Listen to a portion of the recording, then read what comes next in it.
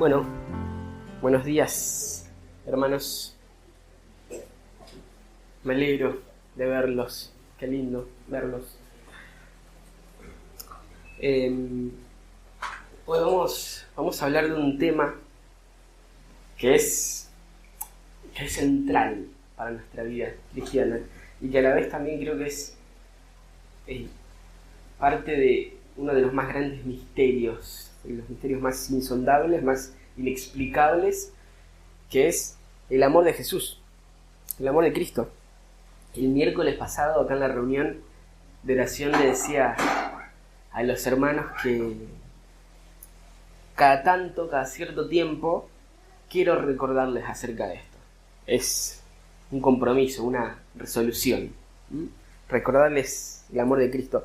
Porque en definitiva es lo que nos constriñe, en definitiva es lo que nos impulsa, lo que nos da la fuerza y nos motiva a vivir para Él correctamente, a vivir conforme a su llamamiento. Porque aunque escuchemos sermón tras sermón sobre ese mismo tema, nunca lo vamos a agotar. No hay misterio más grande.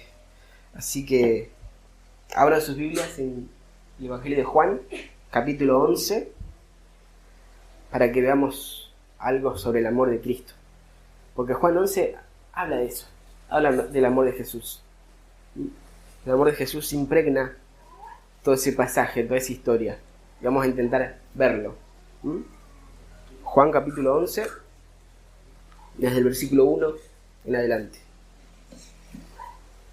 Dice así: Estaba enfermo cierto hombre llamado Lázaro, de Betania, la aldea de María y de su hermana Marta. María, cuyo hermano Lázaro estaba enfermo, fue la que ungió al Señor con perfume y le secó los pies con sus cabellos. Las hermanas entonces mandaron a decir a Jesús: Señor, el que tú amas está enfermo. Cuando Jesús lo oyó, dijo: Esta enfermedad no es para muerte, sino para la gloria de Dios, para que el Hijo de Dios sea glorificado por medio de ella. Y Jesús amaba a Marta, a su hermana y a Lázaro. Cuando oyó pues que Lázaro estaba enfermo, entonces se quedó 2 días más en el lugar donde estaba. Luego, después de esto, dijo a sus discípulos: Vamos de nuevo a Judea. Los discípulos le dijeron: Rabí, hace poco que los judíos te querían apedrear, ¿y vas allá otra vez? Jesús respondió: ¿No hay 12 horas en el día? Si alguien anda de día no tropieza, porque ve la luz de este mundo, pero si alguien anda de noche tropieza, porque la luz no está en él. Dijo esto y después añadió: Nuestro amigo Lázaro se ha dormido, pero voy a despertarlo. Los discípulos le dijeron: Señor, si se ha dormido se recuperará. Jesús había hablado de la muerte de Lázaro, pero ellos creyeron que hablaba literalmente de sueño. Entonces Jesús por eso les dijo claramente: Lázaro ha muerto, y por causa de ustedes me alegro de no haber estado allí, para que crean, pero vamos a donde está él. Tomás, llamado el Dídimo, dijo entonces a sus condiscípulos: Vamos nosotros también para morir con él. Luego, pues Jesús y halló que hacía 4 días que Lázaro estaba en el sepulcro. Betania estaba cerca de Jerusalén, como a 3 kilómetros, y muchos de los judíos habían venido a la casa de Marta y María para consolarlas por la muerte de su hermano. Entonces Marta, cuando oyó que Jesús venía, lo fue a recibir, pero María se quedó sentada en casa. Y Marta dijo a Jesús: Señor, si hubieras estado aquí, mi hermano no habría muerto. Ahora aún yo sé que todo lo que pidas a Dios, Dios te lo concederá. Tu hermano resucitará, le dijo Jesús. Marta le contestó: Yo sé que resucitará en la resurrección, en el día final. Jesús le contestó: Yo soy la resurrección y la vida. El que cree en mí, aunque muera, vivirá, y todo el que vive y cree en mí no morirá jamás. ¿Crees esto? Ella le dijo: Sí, Señor, yo he creído que tú eres el Cristo, el Hijo de Dios, o sea, el que viene al mundo. Habiendo dicho esto, Marta se fue y llamó a su hermana María, diciéndole en secreto: El maestro está aquí y te llama. Tan pronto como ella lo oyó, se levantó rápidamente y fue hacia él, porque Jesús aún no había entrado a la aldea, sino que todavía estaba en el lugar donde María lo había encontrado. Entonces los judíos que estaban con ella en la casa consolándola, cuando vieron que María se levantó de prisa y salió, la siguieron, suponiendo que iba al sepulcro a llorar allí. Al llegar María donde estaba Jesús, cuando lo vio, se arrojó a sus pies, diciendo: Señor, si hubieras estado aquí, mi hermano no habría muerto. Y cuando Jesús la ve llorando, y a los judíos que venían con ella llorando también, se conmovió profundamente en el espíritu y se entristeció. ¿Dónde lo pusieron?, preguntó Jesús. Señor, ven y ve, le dijeron. Jesús lloró. Por eso los judíos decían: miren cómo lo amaba. Pero algunos de ellos dijeron: ¿no podía este que abrió los ojos del ciego haber evitado también que Lázaro muriera? Entonces Jesús, de nuevo, profundamente conmovido, fue al sepulcro. Era una cueva y tenía una piedra puesta sobre ella. «Quiten la piedra», dijo Jesús. Marta, hermana del que había muerto, le dijo: «Señor, ya huele mal, porque hace 4 días que murió». Jesús le dijo: «¿No te dije que si crees verás la gloria de Dios?». Entonces quitaron la piedra. Jesús alzó los ojos y dijo: «Padre, te doy gracias porque me has oído. Yo sabía que siempre me oyes, pero lo dije por causa de la multitud que me rodea, para que crean que tú me has enviado». Habiendo dicho esto, gritó con fuerte voz: «Lázaro, sal fuera». Y el que había muerto salió, los pies y las manos atados con vendas y el rostro envuelto en un sudario. Jesús le dijo: «Desátenlo y déjenlo ir». Amado Señor, te agradecemos por tu gracia, por tu misericordia, y gracias concretamente, Señor, por este texto en el Evangelio de Juan. Te pedimos que intercedas por nosotros, que abras nuestros corazones, los ojos de nuestros corazones, para que podamos entender el sentido profundo de este texto, para que tu palabra pueda transformarnos, pueda santificarnos para tu gloria, Señor. Te lo pedimos en el nombre de Jesús. Amén. Bien, tal vez a simple vista no parezca, pero como dijimos, esta historia habla sobre el amor de Cristo. Y el versículo 5 lo dice claramente, directamente. El versículo 5 dice: «Y Jesús amaba a Marta, a su hermana y a Lázaro». Y esto es muy significativo en toda la narración. Él los amaba. Él los amaba. Es una historia sobre el amor de Jesús por Marta, María y Lázaro, y por nosotros también.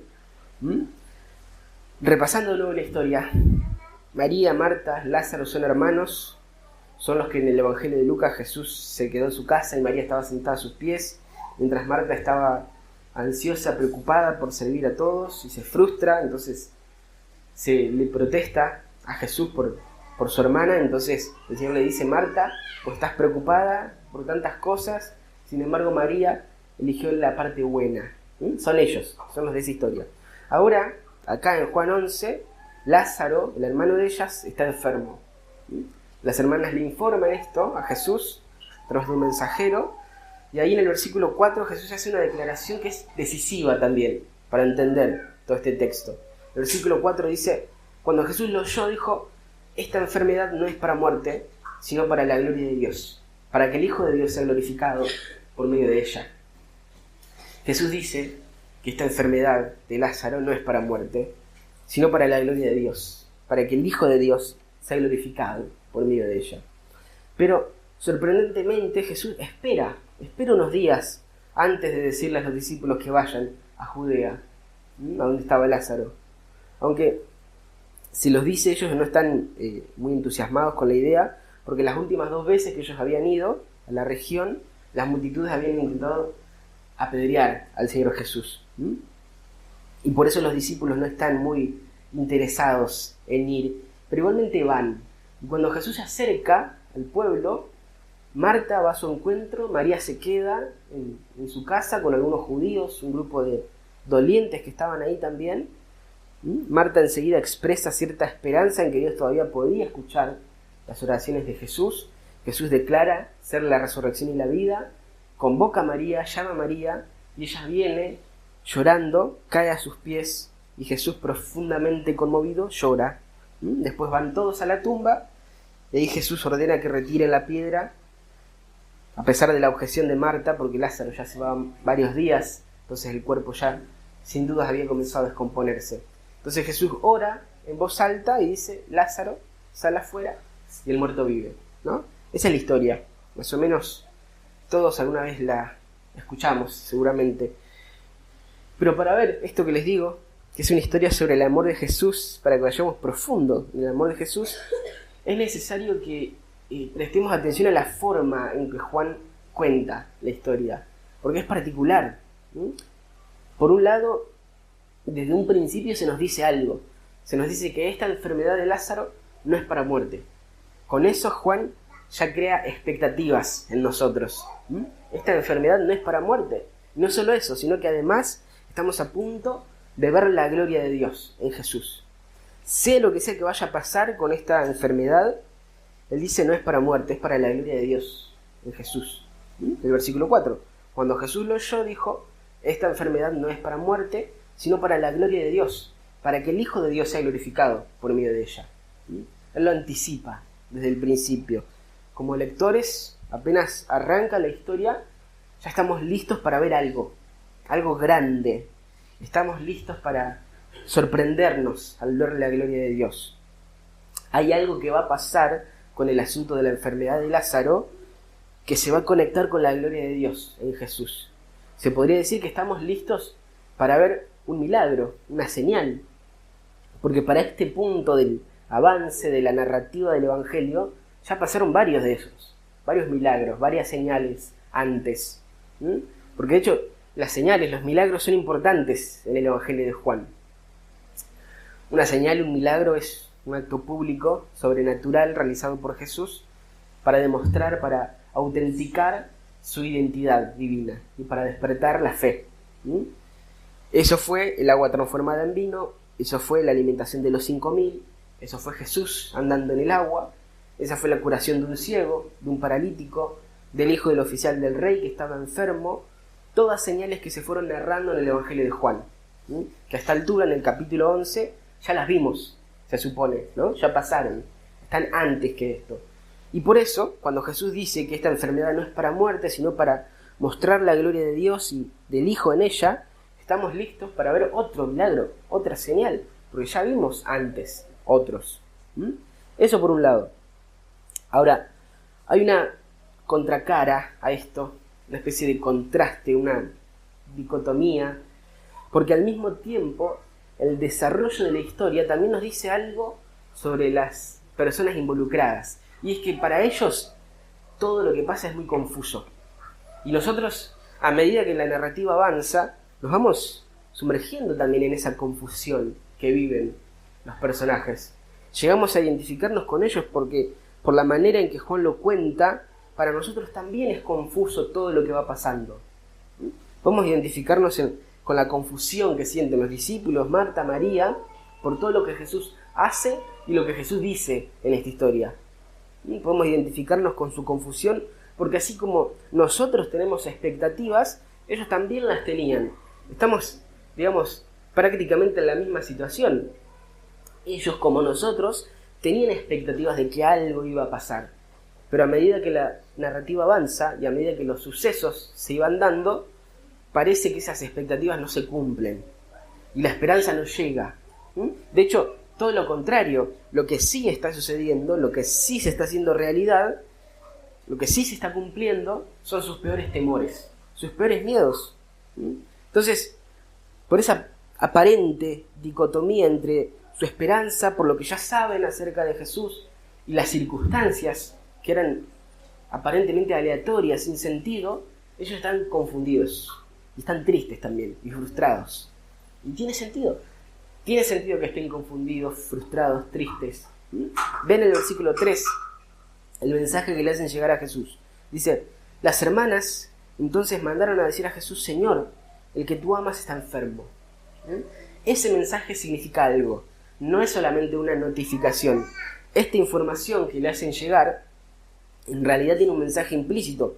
Lo que ellos le están diciendo en realidad es, Jesús, vení a sanarlo, por favor, sanalo, sabemos que puedes hacerlo. Sana a Lázaro como sanaste al ciego, como sanaste al hijo del oficial del rey, así como sanaste a tantos otros. Sabemos que amás a Lázaro también, sabemos que podés hacerlo, entonces vení, Señor, y sanalo. Y las suposiciones que ellos tenían son ciertas. Todo eso que ellos sabían sobre Jesús es cierto. Jesús puede sanar a Lázaro, Jesús lo ama como para querer hacerlo, pero inexplicablemente Jesús se demora. Él espera 2 días después de recibir esa noticia. Y eso es confuso. Por otro lado, los discípulos tienen miedo de volver a ese lugar porque ya estaban amenazados de que los iban a apedrear si aparecían de nuevo. Cuando Lázaro estaba vivo, tal vez hubiera tenido sentido arriesgarse, pero él murió. Y Jesús insistía en ir ahora que él ya había muerto. ¿Por qué? ¿Para qué? ¿Por qué arriesgar sus vidas así? Eso también es confuso. Además de estas acciones confusas, también es confuso lo que el Señor dice. Porque Jesús en toda esta historia, en todo este pasaje, parece hablar como en acertijos, ¿no? Esta confusión sobre dormir y la muerte tenemos, por ejemplo, cuando Jesús dice, nuestro amigo Lázaro ya ha dormido, pero voy a despertarlo. Los discípulos dicen, bueno, si está dormido, se puede despertar solo, no necesita que vayamos ahí. No necesitamos correr ese peligro. Y entonces Jesús les tiene que decir directamente, Lázaro ha muerto. Hay confusión ahí, esa conversación es confusa. En general las conversaciones son confusas. Es como si todo el tiempo los interlocutores estuvieran en sintonías diferentes, como si todos estuvieran hablando de cosas diferentes. Después, cuando habla con Marta, de nuevo hay confusión. Jesús le dice, Lázaro va a resucitar, y Marta le dice, sí, ya sé que va a resucitar en el último día. Entonces, ¿Jesús está hablando de ahora o está hablando de la resurrección futura? Eso es confuso.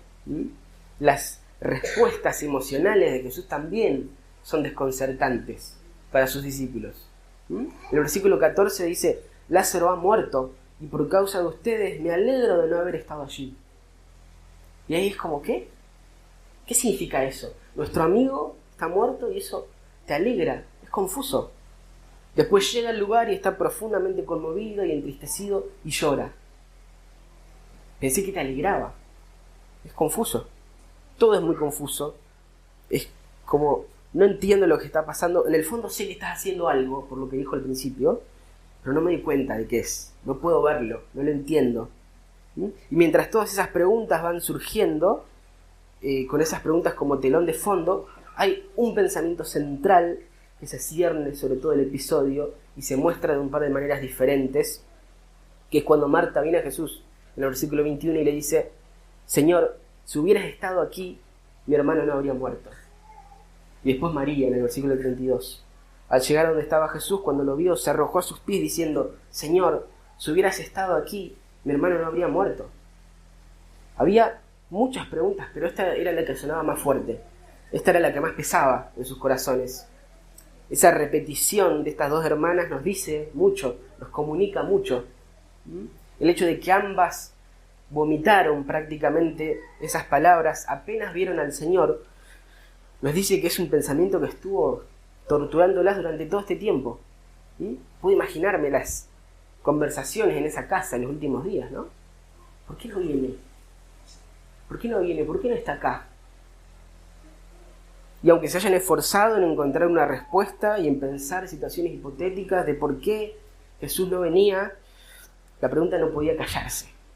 Me imagino esta pregunta irrumpiendo en su cabeza una y otra vez mientras Lázaro agonizaba, mientras veían a Lázaro agonizar. ¿Por qué no viene? Si él estuviera acá, si tan solo él estuviera acá. Y después de que Lázaro muere, el pensamiento resuena más fuerte, pero esta vez en modo subjuntivo, como en un caso hipotético. Si él hubiera estado acá. Si él hubiera estado acá. Y pienso en eso porque apenas ven a Jesús, es lo primero que brota de sus bocas. Señor, si hubieras estado acá, mi hermano no habría muerto. Y los judíos que estaban ahí son los que finalmente plantean explícitamente la pregunta que hasta ahora estaba rondando en el ambiente. No solo las hermanas hacían esta pregunta, todos se la hacían, pero que nadie entre la gente se estaba animando a hacerla en voz alta. Hasta que finalmente este grupo de judíos la hace, y dice el versículo 37, pero algunos de ellos dijeron, ¿no podía este que abrió los ojos del ciego haber evitado también que Lázaro muriera? Ellos lo dijeron, pero la verdad es que todos en el lugar se estaban haciendo esa pregunta. ¿No podía este que abrió los ojos del ciego haber evitado también que Lázaro muriera? Es confuso, ¿no? Es como si nada tuviera sentido. Y resalto esa confusión porque creo que el texto la está resaltando. Y presumo que lo hace porque es ahí donde nosotros vivimos la mayoría del tiempo.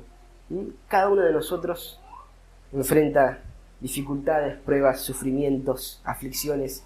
Y para los cristianos que creemos que Jesús es soberano, que es todopoderoso, que es sabio, que es bueno, la peor parte a veces es esa confusión, esa aparente contradicción.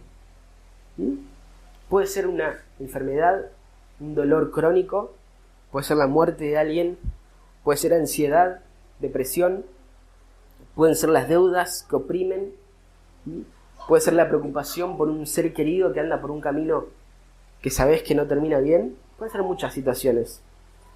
Y en todo esto hay algunas cosas que nosotros sabemos, como ellos, como las personas en el texto. Sabemos que Jesús es soberano, sabemos que es omnipotente, que puede arreglarlo, que sea lo que sea, Él puede hacerlo. También sabemos que Él ya ha arreglado cosas como estas antes por otras personas. Sea cual sea nuestro problema, el Señor ya lo arregló antes en otros. Como lo vemos en el pasaje, las mismas cosas que ellos sabían. Él podía hacerlo porque lo había hecho antes. Él sanó a ese ciego, Él sanó al hijo del oficial que también estaba a punto de morir. Y a esto le sumamos que también sabemos que Él nos ama. Lo sabemos porque lo dice la Escritura y el Espíritu da testimonio. Romanos dice que Dios derrama su amor en nuestros corazones por el Espíritu Santo, y eso significa que nos muestra de manera experiencial que nos ama, y en el fondo lo sabemos. Marta y María también lo sabían.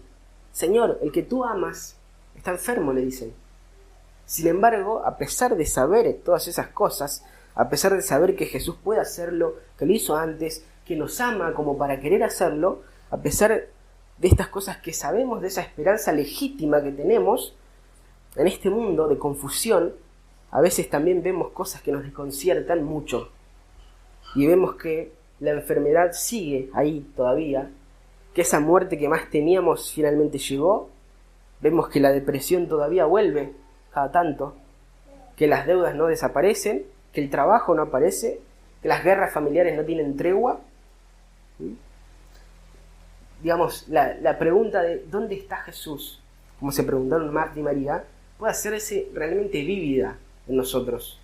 Realmente, cuando un cristiano sufre un accidente que le provoca un problema físico o mental irreversible, seguramente se haga esa pregunta: ¿dónde está Jesús?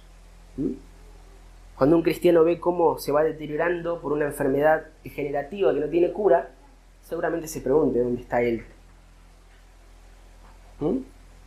Una mujer, mientras está bañando, cambiando, alimentando a su esposo, que antes fue vigoroso pero que ahora ni se acuerda de su nombre y está perdido por el Alzheimer, seguramente en algunos de esos días duros, de esa rutina dura, se haga esa pregunta: ¿dónde está Jesús en esto? ¿Dónde está Jesús? Es una pregunta que sin dudas está en la mente de un cristiano que tiene que enterrar a su hijito. Quiero decir, la pregunta que sobrevolaba el episodio del texto también sobrevuela sobre nosotros hoy. Ustedes conocen ese gemido de lamento. Ustedes conocen ese lamento amargo que a veces brota de nuestros corazones. Y conocen esa gran confusión también. Yo lo sé. Conocen ese cortocircuito en el corazón de: Señor, sé que sos soberano, sé que sos poderoso, que sos bondadoso, sé que amás también. De verdad que sé esas cosas. Y por eso es que no puedo evitar preguntarme entonces: ¿por qué no lo evitaste? ¿Por qué no interviniste? Vos podías hacerlo. ¿Por qué, Señor? No lo entiendo. De hecho, ni hacía falta que Jesús esté personalmente ahí. Al hijo del oficial lo sanó a la distancia. La historia podría haber sido: Señor, el que amas está enfermo, y ¡paf!, ya no. Pero no fue así. Y por eso, con toda la información sobre la mesa, lo que sucede es confuso. A veces dolorosamente confuso. Y ustedes saben bien que es ahí donde nosotros vivimos, en esa confusión, en esas esperanzas frustradas y esos deseos incumplidos, entre dolor, entre esos acertijos y esas preguntas y esas dudas. Ahora mismo, y hasta que el Señor venga y resucite a los muertos y transforme nuestros cuerpos, hasta que el Señor venga en su segunda venida, estamos en esos largos días de María, Marta y Lázaro. Vivimos entre nuestro mensaje a Jesús de el que amas está enfermo y su llegada una semana más tarde. Es ahí donde nos encontramos. En ese punto de la historia es donde estamos ahora mismo, y es confuso. Sin embargo, desde el principio Jesús quiere resaltar que ama a María, Marta y Lázaro. El texto resalta desde el principio que Jesús los ama. Entonces la pregunta es, ¿cómo congenia toda esta situación con el amor de Jesús? ¿Dónde está el amor de Jesús en esta historia? ¿Dónde está? ¿Qué hace el amor de Jesús acá? Y bueno, realmente el amor de Jesús está en toda la historia. Y lo que vemos que hace, concretamente, son 3 cosas. La primera, versículos 5 y 6. Vean lo que dice. Y Jesús amaba a Marta, a su hermana y a Lázaro. Cuando oyó pues que Lázaro estaba enfermo, entonces se quedó 2 días más en el lugar donde estaba. Y aquí es una lástima la traducción, porque se pierde un poco, pero traducido de una manera más textual sería algo como: y Jesús amaba a Marta, a su hermano y a Lázaro, por lo tanto se quedó 2 días más en el lugar donde estaba. Esa es la idea. El texto conecta directamente el amor de Jesús con la espera, con el hecho de haberse quedado unos días más, porque los amaba, por eso se quedó. Su amor es la razón por la cual esperó. El amor de Jesús por Marta, María y Lázaro es lo que impidió que vaya a sanar a Lázaro y les evite la semana más larga de sus vidas. Algunas traducciones incluso dan la idea de que Jesús esperó a pesar de que los amaba, pero no es eso lo que Juan está diciendo. Juan dijo que los amaba y por lo tanto, por eso esperó. Los amó y por eso dejó morir a Lázaro. Y dejó que María y Marta se sentaran en su dolor y en sus lágrimas y en su confusión y en sus preguntas. ¿Por qué no vino? ¿Por qué no estuvo acá? Bueno, porque Él te ama, María. Porque Él te ama, Marta. Y tal vez en este punto parece una conexión extraña, tal vez parece que no tiene sentido, pero más adelante, dentro de un rato, vamos a ver que Él lo hizo, Él esperó, porque había un propósito mayor detrás de eso. Había un bien mayor al cual los estaba conduciendo a través de ese dolor. Entonces la primera cosa que vemos es que el amor de Jesús espera. Por amor, Él espera. Ya vamos a ver un poco más de eso para que cobre sentido para nosotros, pero por ahora nos quedamos con el hecho de que la espera del Señor es por amor. Es por amor que Él está esperando. Es por eso. La segunda cosa, lo que vemos en el versículo 35, Jesús lloró. Jesús lloró. El amor de Jesús no solo espera, sino que también el amor de Jesús llora. Y las multitudes ven esto inmediatamente.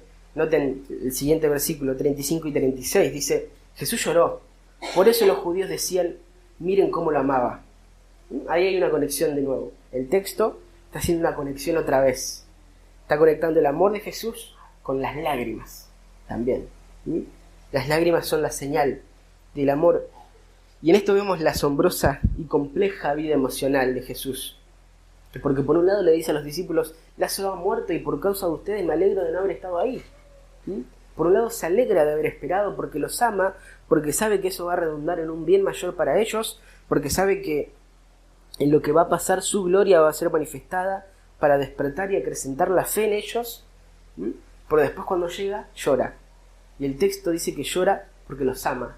Porque aún así, aún cuando es un medio para llevarlos a cierto lugar, a cierto punto, a donde quiere llevarlos, igual se compadece de su dolor. ¿Lo ven? ¿Ven que este pasaje sí habla del amor de Jesús? Y aún más, Él no solo lloró, Él está profundamente conmovido, está entristecido, que la palabra que ahí aparece en realidad tiene que ver con el enojo incluso. Versículo 33. Y cuando Jesús la vio llorando, y a los judíos que vinieron con ella, llorando también, se conmovió profundamente en el espíritu y se entristeció. Él ve los efectos del pecado, de la muerte, en aquellos a quienes ama, y se une en su dolor, en su enojo, en su tristeza. Y simplemente consideran la manera en que Jesús responde a las emociones de estas dos hermanas. Porque Él las encuentra ahí, incluso en su estado emocional.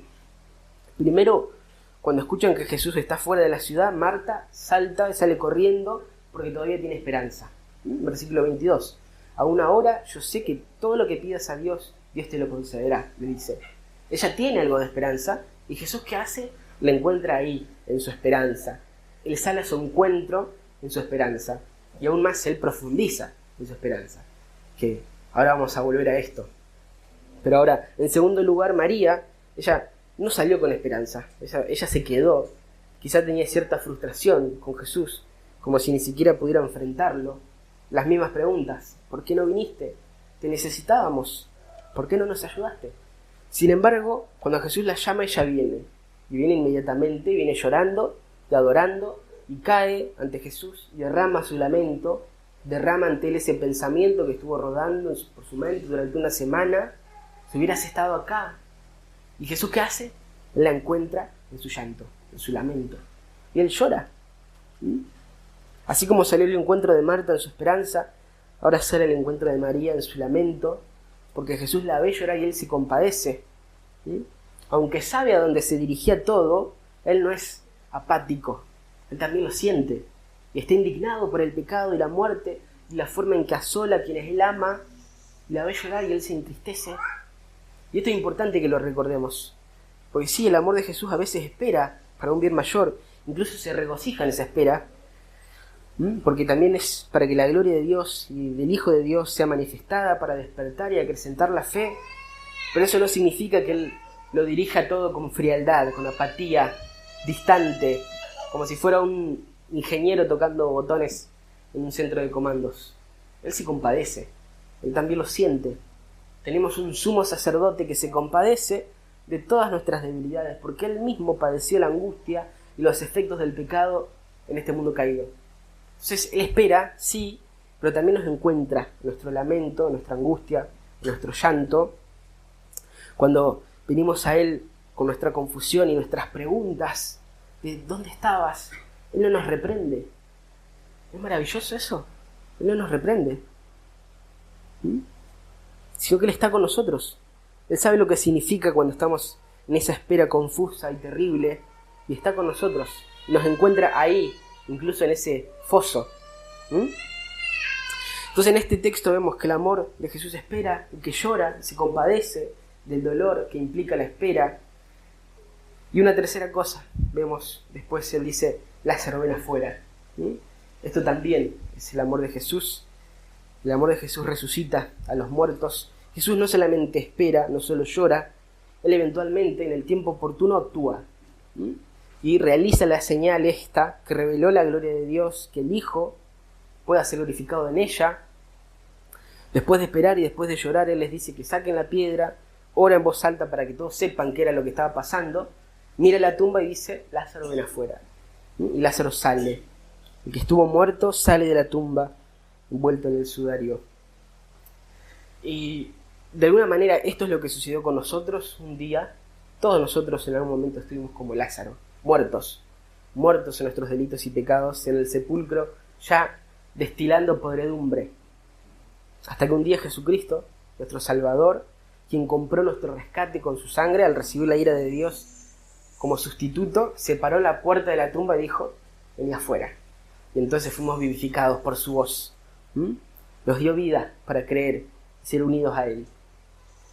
Eso es lo que pasó con nosotros, y eso también es lo que va a pasar en el futuro. Y creo que el texto está relacionado más que nada con este tema, con el tema de la resurrección futura. Creo que ese es el punto, con la resurrección general que esperamos, con el hecho de que cuando el Señor vuelva y de nuevo con su voz autoritativa y poderosa hable, y entonces los mares y los desiertos y las junglas y los cementerios van a devolver a sus muertos y van a volver a la vida. Los que están justificados por la fe en Cristo van a resucitar para vida eterna, los que murieron en sus pecados van a resucitar para juicio y para condenación. Entonces, el amor de Jesús espera, el amor de Jesús llora, y el amor de Jesús resucita a los muertos. Y en Jesús actuando de esta manera, y en Juan describiéndolo, narrándolo de esta manera, todos somos llevados más profundamente a entender esto, lo que el amor de Jesús hace por nosotros en este tiempo de confusión, justo antes del día de que el día de la resurrección llegue. Porque de nuevo, de eso fue toda la historia: la espera, esos acertijos, esa confusión, el llanto, la resurrección. Todo está diseñado para llevarnos más profundo, para tener una comprensión más profunda, un conocimiento más profundo, una fe más profunda en Él, una esperanza en Él que transforma nuestra vida hoy. Porque la esperanza bíblica no es una ilusión, es una confianza en un deseo en el aire, no es positivismo tampoco. La esperanza bíblica es una expectativa confiada en algo concreto. Es tomar las promesas de Dios para el futuro y convertirlas en realidades presentes que gobiernen y dicten nuestra vida, que transformen, moldeen nuestra vida. Y eso es lo que está haciendo Jesús en este momento, antes de la resurrección. Antes de la resurrección de Lázaro y antes de la resurrección final. Está dándonos una esperanza concreta para que vivamos por fe, que moldee nuestra vida hoy. Y esto podemos verlo claramente en el punto exacto donde las piezas encajan, porque hay una pieza de este rompecabezas que todavía no vimos, pero que es la pieza que le da sentido al paisaje completo, que es la conversación central de la historia, que es donde toda esta confusión cobra sentido, que es la conversación de Jesús con Marta. Ahí es donde cae la ficha y entendemos todo lo que está pasando, todo lo que venía pasando. En esta conversación entendemos cuál era la intención de Jesús en esa espera, en ese bien mayor al que quería llevarnos al coste incluso de todo ese dolor. Miremos esa conversación y presten atención a lo que Marta sabe en esta conversación, porque hay algunas cosas que ella sabe. Versículo 21 dice: y Marta dijo a Jesús: Señor, si hubieras estado aquí, mi hermano no habría muerto. Aún ahora yo sé que todo lo que pidas a Dios, Dios te lo concederá. Marta corre hacia Jesús con una especie de vaga esperanza en Él, de que Él pueda hacer algo. No imagina qué ni cómo, pero es una vaga esperanza de que Dios puede escuchar a Jesús y que algo puede pasar, algo puede suceder. Entonces, Jesús la lleva más profundo en eso que sabe vagamente. Versículo 23, le dice: tu hermano resucitará. Y otra vez, acá hay algo que ella sabe sobre la resurrección. Versículo 24, Marta le contestó: yo sé que resucitará en la resurrección, en el día final. Otra cosa que ella sabe es la creencia general de la resurrección futura. Ella tiene una vaga esperanza de que Jesús puede hacer algo y sabe sobre la resurrección general, futura, venidera. Pero Jesús la está llevando más profundamente en eso que ella sabía y creía de forma general y superficial. Entonces el versículo 25 dice: Jesús le contestó: yo soy la resurrección y la vida. El que cree en mí, aunque muera, vivirá. Y todo el que vive y cree en mí, no morirá jamás. Y este es el punto central de todo el texto. Jesús todo este tiempo estuvo llevándola a una fe concreta, específica en Él. ¿En quién es Él? El que cree en Jesús, le está diciendo, el que cree en Jesús y muere como Lázaro, un día vivirá de nuevo. Y los que creen en Jesús y están vivos en esa resurrección final, nunca van a morir. Porque Jesús es la resurrección y la vida. Ahí es donde Jesús estuvo llevando a Marta. Todo este tiempo la estuvo conduciendo hasta ese punto. Ese fue el objetivo de todo esto. Toda esta historia fue como un embudo que nos reúne acá. Y ahí, en el clímax de la historia, él la mira y le dice: ¿crees esto? ¿Crees esto?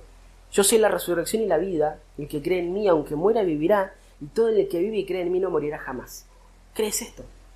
Con tu hermano en esa tumba desde hace días, sabiendo que ya tiene olor, tal vez, sabiendo que yo podría haberlo evitado, Marta, ¿crees esto? Versículo 27, ella le dijo: sí, Señor, yo he creído que tú eres el Cristo, el Hijo de Dios, o sea, el que vino al mundo. Todo redunda en una fe más grande, más específica en el Señor, en el Hijo de Dios, en el Cristo de Dios, en el Salvador del mundo. ¿Lo ven? Eso es lo que hace el amor de Jesús, en definitiva. Eso es lo que vemos que hace el amor de Jesús en este texto por medio de estas circunstancias tan confusas. El amor de Jesús eventualmente nos lleva más profundo en un conocimiento de Él y una fe en Él. El amor de Jesús no se contenta con dejarnos solo con una vaga esperanza de Dios, no solo una creencia general y difusa de una esperanza futura, no se contenta solo con que conozcamos de forma general ciertas cosas que son ciertas, no. El amor de Jesús nos lleva a una fe específica, concreta, que es transformadora, por lo tanto, una esperanza experiencial y saboreable de que Jesús, de verdad que Jesús es el Cristo, de que Él es el Hijo de Dios que vino al mundo y que Él es la resurrección y la vida. Y que el que cree en Él no morirá jamás, y el que viva y cree en Él, que el que cree en Él, aunque muera, vivirá, y el que vive y cree en Él no morirá jamás. Una fe específica en el hecho de que Él conquistó la muerte. A eso apuntaba. Había una boca insaciable que lo devora todo, que es la muerte, pero en la cruz Cristo la venció. Él fue a la cruz siendo inocente porque cargó sobre sí mismo los pecados de su iglesia, nuestros pecados, y recibió de forma sustitutiva el castigo, la ira de Dios por esos pecados, y murió. Pero 3 días después resucitó como en una declaración pública de que la muerte, el último enemigo del hombre, fue vencida. Y ahora todo el que cree en Él por la fe es unido a Él en su muerte y resurrección. Y ahora todo el que cree en Él, aunque muera, vivirá, y todo el que vive y cree en Él no morirá jamás. ¿Creen eso? El amor de Jesús es un amor que hace lo que sea necesario para revelarnos la gloria de Dios en Él, en su rostro, en el Evangelio. Y nos lleva ahí a cualquier costo. Incluso en nuestras enfermedades, en nuestra confusión, incluso en la muerte. Eso hace el amor de Jesús. Nos da una esperanza inamovible, fija, garantizada. Y así Jesús está hoy ante nosotros.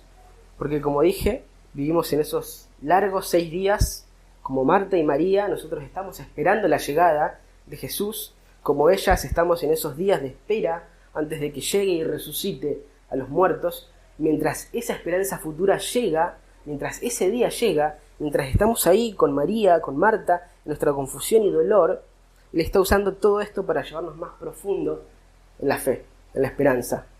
Porque nos ama antes de la consumación de nuestra esperanza futura, nos dice, ¿crees esto?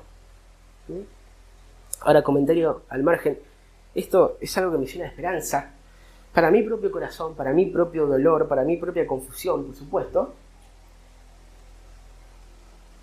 pero también es algo que me llena de esperanza en cuanto a ustedes, en cuanto a mis hermanos, porque yo estoy consciente de muchas de sus pruebas, de muchas de sus luchas. Ustedes saben que muchos de sus hermanos están pasando por diferentes pruebas y que en algunos casos son una tras otra, como olas. Y eso sinceramente es algo que duele. Y oro por ustedes, y una parte de mí quisiera que se les evitase esos problemas, y cuando me entero que les pasó algo más, es como, ¿por qué, Señor? Pero entonces, mientras sigo orando, recuerdo esto.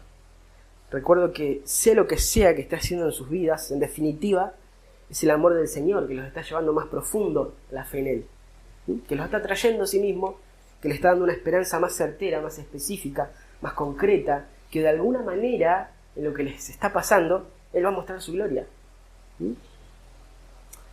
Cuando la enfermedad y nuestros dolores todavía están ahí, cuando los problemas no paran, cuando las dudas e incertidumbre todavía nos oprimen, cuando Jesús todavía no llegó, cuando lo que esperamos en el Evangelio se está tardando, cuando el cuerpo todavía está en la tumba, en ese momento y no en otro, es que nos dice, ¿crees esto? ¿Puede verse cuál es el punto de todo esto? Esa es la pregunta a donde el Señor nos está llevando en medio de toda esta confusión. Esa es la pregunta a la cual nos lleva a cualquier costo, y que lo hace porque nos ama. Yo soy la resurrección y la vida, el que cree en mí, aunque muera, vivirá, y todo el que vive y cree en mí no morirá jamás. Jesús amaba a Marta, a María y a Lázaro, y si estamos en Él, nos ama a nosotros también, a vos, a mí. Y porque te ama, puede esperar y llevarte a través de pruebas y de sufrimientos y de pérdidas y de dolores inimaginables. Y cuando lo haga, porque te ama, va a llorar con vos y va a recibir tus preguntas y tu confusión y tus lágrimas y tus gritos de ¿por qué no estás acá, Señor? Él lo va a tomar y se va a unir en vos en indignación por las consecuencias de la muerte y del pecado. Y algún día, porque te ama, va a resucitar a los muertos y va a enjugar cada lágrima, y va a corregir cada mal, y va a sanar cada herida y consolar cada dolor. Y mientras tanto, mientras ese día que esperamos llega, mientras estamos en la espera, porque te ama, te está llevando más profundamente, te está revelando su gloria. Ya seas Marta, que corrió enseguida y en su dolor le dice creo, ya seas María, que se demora más, pero que finalmente viene y cae y adora entre lágrimas, o ya seas Lázaro, que ahora está muerto en pecado, sin esperanza y sin Dios en el mundo, pero que Jesús está parado en la puerta de la tumba gritando: vení afuera. Eso es lo que hace el amor de Jesús. Eso es lo que está haciendo el amor de Jesús en la dolorosa espera hasta que la resurrección, hasta que la consumación, hasta que el reino sea consumado. Eso es lo que hace, nos está llevando más profundo en nuestra fe en Él, está acrecentando nuestra fe, nos está dando una fe, una esperanza más concreta, más específica en Él, al revelarnos quién es Él. Oramos. Amado Señor, te damos gracias. Gracias por tu infinita misericordia. Gracias por tu amor, Señor, que es tan inexplicable. Señor, gracias por esa paciencia infinita. Gracias por ser un Salvador que se compadece de nosotros. Señor, ayúdanos a recordar esto cuando estemos entre nuestras preguntas, entre nuestras dudas, entre esas situaciones confusas y dolorosas, entre las pruebas.